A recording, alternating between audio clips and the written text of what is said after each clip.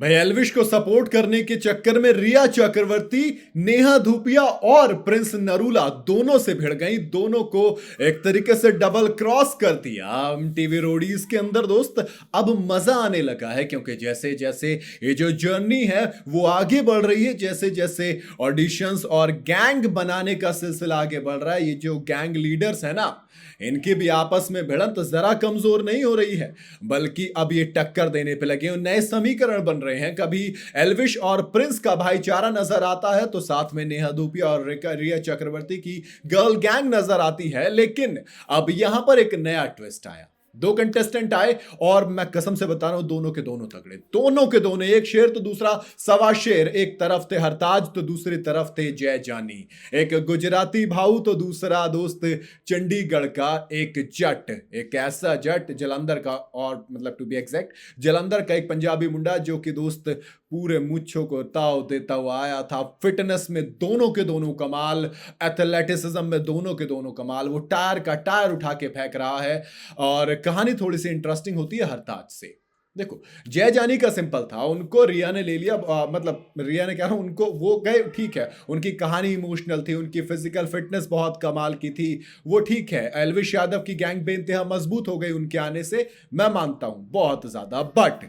But कहानी कहां पे आती है? जब हरताज की बारी आती है। अब हरताज को क्लियर था प्रिंस को कि भैया हमको चाहिए हरताज, और उन्होंने सीधा सीधा 3,000 की बोली लगाई, क्योंकि बहुत ज्यादा तगड़ी फिटनेस, बहुत ज्यादा एथलेटिसिज्म, सब कुछ था उसके अंदर। ऊपर से जुनून, जुनून रोडीज के जीतने का। उसने पिछली बार जब आया था उसे कह के भगा दिया गया था कि अभी आप इमेच्योर हो, आपने कुछ भी लिख दिया है जो आप कर नहीं सकते थे। और जब रणविजय ने कहा कि आप सिलेक्ट नहीं हो रहे हो, जय जानी आगे जा रहे हैं, तब हाथ मतलब एक तो रिक्वेस्ट वाला कि सर एक बार कोई गैंग लीडर भरोसा कर दो, जान दे दूंगा उसके लिए। प्रिंस ने कहा भाई सब बोलते हैं, नहीं सर बोल नहीं रहा हूं मैं, सच में दे दूंगा, आप भरोसा एक बार तो कोई एक गैंग लीडर भरोसा करके दिखाओ।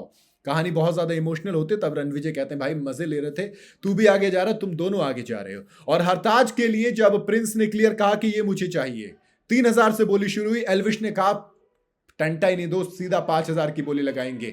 अब सिंपल कहा, नेहा धूपिया आती हैं प्रिंस के पास के काम कर, डबल क्रॉस करते हैं। और डबल क्रॉस करने का मतलब यह था कि जिसकी सेकंड हाईएस्ट बिडिंग होगी उसके पास हरताज चले जाना था।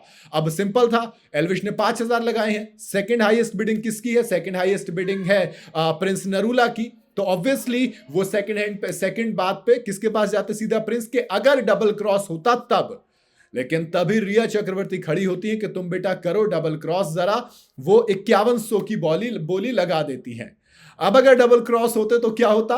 वो आके सीधा जाता। सेकंड हाईएस्ट बिडिंग किसकी थी? प्रिंस नरूला का। गेम खराब हो गया था। रिया चक्रवर्ती ने क्लियर कहा था कि मुझे हरताज चाहिए भी नहीं, और दूसरी चीज मैं उसको सिर्फ ऐसे नहीं कि लेना नहीं है, लेकिन मुझे यह भी दिक्कत है कि एल्विश अगर ले ले तो मुझे उससे कोई दिक्कत नहीं है, तो मैं डबल क्रॉस नहीं करूंगी। एल्विश को चाहिए नहीं, बट एल्विश के खिलाफ भी नहीं जाऊंगी। लेकिन फिर एल्विश के सपोर्ट में चली गई बाद में, और एल्विश ने कहा बहुत बहुत बढ़िया। अब वो नया गेम बनाने के समीकरण पूरे बिगड़ गए। 5200 में हरताज की टीम में एल्विश यादव जाते हैं, और एल्विश जो हरताज कह रहे थे ना कि रोडीज का ताज हरताज के सिर पर सजेगा, एल्विश ने कहा कि बिल्कुल सजेगा भाई, हम सजवाएंगे। ये होती है कहानी दोस्त। डबल क्रॉस में जो क्रॉसिंग चल रही है ना, जो नए नए समीकरण बन रहे हैं, मजा तो बहुत आने वाला है मुझे लग रहा है सीजन 20 के अंदर। आपको एक्चुअल में सबसे तेज गैंग लीडर कौन लग रहा है? किसके समीकरण सबसे ज्यादा मजबूत लग रहे हैं? आप अपनी राय कॉमेंट में जरूर बताइएगा। वीडियो अगर आपको पसंद आई हो तो इसे लाइक और शेयर जरूर करें, और जाते जाते चैनल को फॉलो और सब्सक्राइब जरूर करते जाइएगा।